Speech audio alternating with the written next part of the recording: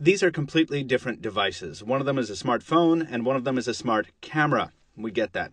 But they've each been touted as delivering an excellent photo shooting experience, and that's what we're here to test. I'm Michael Fisher, this is Pocket Now, and this is Samsung Galaxy Camera versus Nokia Lumia 920.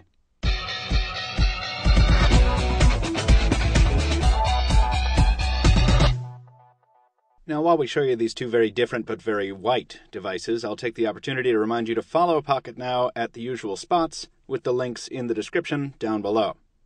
Now that we got that out of the way, let's go ahead and compare these device cameras quickly from hardware and software perspectives, and then we'll get into real-world shots and a footage face-off. Let's go. First, let's talk about some lens differences here. The Lumia 920's camera is a smartphone shooter, but it's one of a different breed. Its 8.7 megapixel resolution isn't too special, but the optical image stabilization built around it is. In fact, you won't find it on any other smartphone. The optics are Carl Zeiss, its f-number is 2.0, and it's got a 26mm focal length. Video recording is supported at 1080p resolution, and the flash is a short-pulse high-powered dual LED.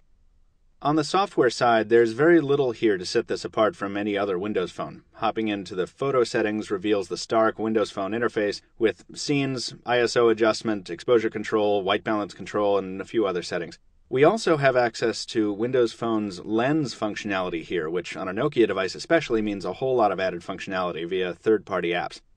One of the things we don't particularly like about Windows Phone is that when you do select a scene, the viewfinder doesn't give you any indication that a scene has in fact been selected. So, for example, you can save night portrait here. You see there's no icon at all in the viewfinder, so you can go through an entire week taking shots with the camera in, macro mode, and you would never know it. That and the lack of HDR, something of a standard on smartphones these days, ruffles our feathers a bit. Switching to the Galaxy camera, we've got a whole nother ballgame here. The sensor on this sucker is 16.3 megapixels with this huge extendable lens providing 21x optical zoom ability. The lens is wide angle at 23 millimeters with a focal length equivalent of 23 to 483 millimeters. It also shoots video in 1080p. The extendable flash is a proper Xenon module. Samsung has optimized Android Jelly Bean for the Galaxy camera, and the modifications are exceedingly apparent in the viewfinder, where 15 smart modes are available. Anything from macro to backlight to long exposure and more. And yes, HDR is available here, masquerading as something called rich tone. In addition to the smart mode, Samsung offers something called expert mode, which calls up a nice approximation of manually turnable lens elements. This is basically a much fancier looking way of adjusting ISO and exposure, which we can still do in the Lumia, but the settings here are broader because of the more advanced camera, and advanced users can also change their aperture settings.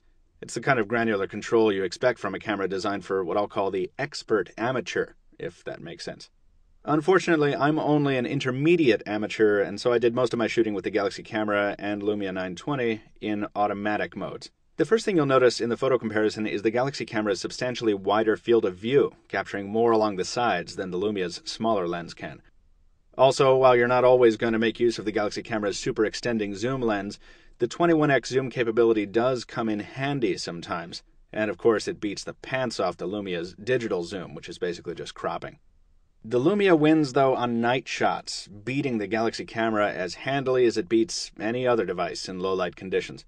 Even in night mode, the Galaxy camera couldn't pull much detail out of this dark basement. But the Lumia 920 in the same mode almost made it look like I'd turned a light on. Nokia continues to excel in this department. In better lit conditions, the results are harder to quantify. The Lumia sometimes delivers warmer colors, and sometimes it doesn't. Both cameras shine in the daylight. Colors are well saturated without being too blown out. Contrast is good, and so is white balance. Indoor conditions produce more inconsistent results. If you keep the Lumia still, it can actually produce sharper shots. The key is being able to keep it still, which isn't always easy. Manual shutter speed control would really help experts in this situation, but the long exposure times are what gives the Lumia its excellent night capture ability. So, it's a toss-up. As for video, we had to compress and crop these to get them in this comparison, so you'll want to see the unprocessed sample footage on our YouTube channel, but a quick comparison shows the Galaxy camera delivers warmer tones indoors. The biggest surprise came from audio, though, which is much more robust on the Galaxy camera than on the Lumia 920. Now, maybe this is a side effect of those concert filming modifications Nokia was recently talking about. Who knows? In sum, each of these devices delivers a good, bordering on very good, camera experience for its respective category. Each has its sweet spots and particular preferences, and a more experienced photographer could do much more than I could do in this quick comparison. And each has room for improvement. You'll probably never be in a situation where you're choosing one of these over the other, but if you're planning on buying either, we hope you found this quick comparison useful.